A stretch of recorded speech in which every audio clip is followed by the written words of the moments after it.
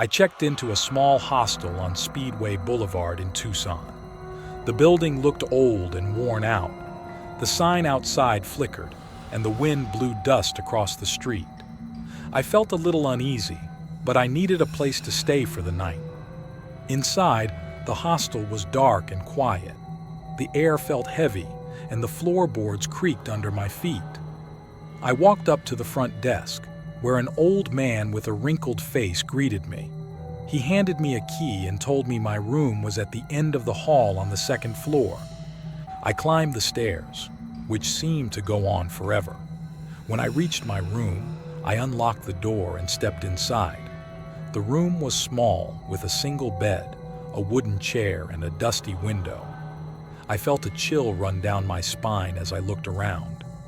As I tried to settle in, I heard a faint tapping sound coming from the window. I walked over and looked outside, but there was nothing there.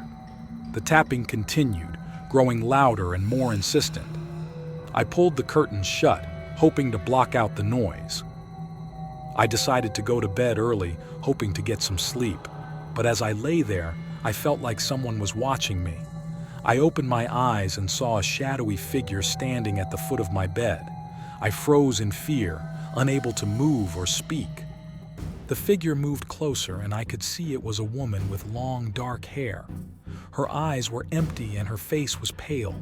She reached out a hand towards me, and I felt a cold breeze sweep over my body. I wanted to scream, but no sound came out. Suddenly, the woman vanished, and the room was silent again. I sat up, breathing heavily, and tried to calm down. I knew I couldn't stay in that room any longer. I grabbed my things and hurried downstairs to the lobby. The old man at the front desk was gone. In his place was a young woman. She looked at me with concern and asked if I was okay. I told her about the ghostly woman in my room. She sighed and nodded. "You're not the first to see her," she said. "This place has a history." I left the hostel and never looked back. As I walked down Speedway Boulevard, I couldn't shake the feeling that the ghostly woman was still watching me. I knew I would never forget my chilling encounter in that Tucson hostel.